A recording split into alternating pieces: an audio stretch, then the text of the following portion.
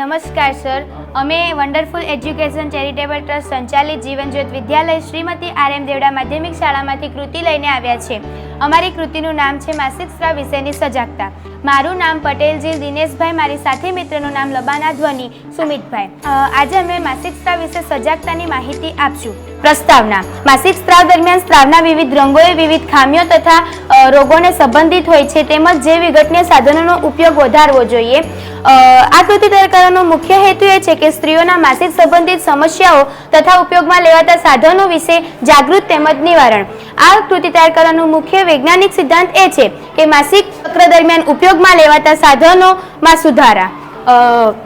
આ કૃતિ તૈયાર કરવાનો વ્યવહારિક ઉપયોગિતામાં વિશે હું તમને જણાવીશ. માસિક ધર્મ એ ગંદુ કે અપવિત્ર નથી, તે એક શારીરિક પ્રક્રિયા છે. માસિક સ્ત્રાવ દરમિયાન ઉપયોગમાં લેવાતા સાધનો તેમજ જે વિઘટનીય સાધનોનો ઉપયોગ વધારવો તેમજ જાગૃત થવું જોઈએ. માસિક ધર્મ એ ગંદુ કે અપવિત્ર નથી, તે એક શારીરિક પ્રક્રિયા છે. માસિક ધર્મ દરમિયાન ઉપયોગમાં લેવાતા જે વિઘટનીય સાધનોનો આપણે જીવલેણ બીમારીઓથી બચી શકીએ છીએ. બજારમાં ઉપલબ્ધ અનેક વસ્તુઓ વડે તમે સ્વચ્છતા જાળવી શકો છો. માસિક ધર્મને લગતી અંધશ્રદ્ધાઓ આ કૃતિ દ્વારા દૂર થાય છે.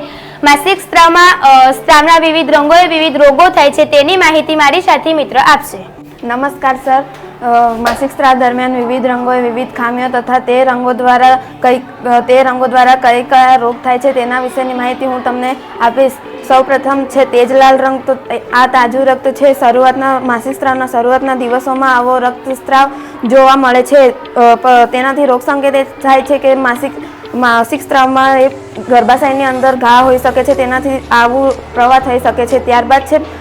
ત્યારબાદ છે લાલ ભૂરું અથવા જાંબલી રક્ત. તો જૂનું રક્ત જે શરીરમાંથી ધીમે ધીમે બહાર આવે છે. સામાન્ય રીતે માસિક સ્ત્રાવના શરૂઆતના કે અંતે જોવાય છે. તો ક્યારેક હોર્મોનલ અસંતુલિત થઈ ગયો અથવા તો ગર્ભાશયમાં ગાંઠનું નિશાન હોઈ શકે છે. ત્યારબાદ છે કાળાશવાળો પ્રવાહ.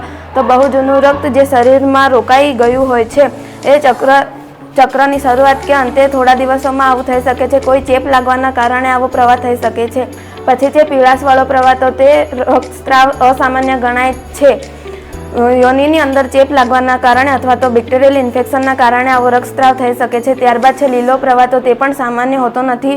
યોનિ અથવા તો ગર્ભાશયમાં ગંભીર ચેપ લાગવાના કારણે આવો રક્તસ્રાવ થઈ શકે છે. આપણે તરત જ ડૉક્ટરની સલાહ લેવી જોઈએ. ત્યારબાદ માસિક સ્ત્રાવ દરમિયાન કયા કયા સાધનોનો ઉપયોગ કરવો જોઈએ તેના વિશેની માહિતી મારી સાથી મિત્ર આપશે. માસિક સ્ત્રાવ દરમિયાન ઉપયોગમાં લેવાતા જે વિઘટનીય સાધનો હોય છે, જેના કેટલાક ફાયદા અને કેટલાક ગેરફાયદા હોય છે, તેના વિશેની માહિતી હું આપીશ. સર, આ એક જૂનું કાપડ છે જે સરળતાથી ઉપલબ્ધ હોય છે અને તેને વારંવાર ધોવું પડે છે. તેના ગેરફાયદા છે, જો તેમાં ધોયા બાદ તેનામાં ભેજ રહી જાય તો ચેપ લાગવાની શક્યતા વધી શકે છે. આ એક સાદું કાપડ છે જે બજારમાં સરળતાથી ઉપલબ્ધ રહી શકે છે. તેને પણ વારંવાર ધોવું પડે છે. ભેજવાળી જગ્યા પર તેને વાપરવાથી મુશ્કેલી પડે છે. આ એક છે ટેમ્પોન. જે ટેમ્પોન અત્યારે બહુ લેટેસ્ટ અને નવું છે. તેનાથી સ્ત્રીઓને ખૂબ જ સારી રીતે પરિવહન, ધારો કે સ્પોર્ટની અંદર એવી રીતે ઉપયોગમાં લેવાતું હોય છે. આ એક સેનેટરી પેડ છે જેના ફાયદા એ છે કે જેને 5 થી 6 કલાક સુધી સલામત રીતે વાપરી શકાય છે. તેનાથી પર્યાવરણમાં પણ કોઈ નુકસાન હોતું નથી. તેને વારંવાર ધોવું પડતું નથી. તેને એકવાર વાપર્યા બાદ તેને ફેંકી દેવામાં આવે છે. આ એક મેન્સ્યુઅલી કપ છે જે સિલિકોનમાંથી બનેલું હોય છે. તેના ફાયદા એ છે કે તેને 5 થી 6 કલાક સલામત વાપરી શકાય છે.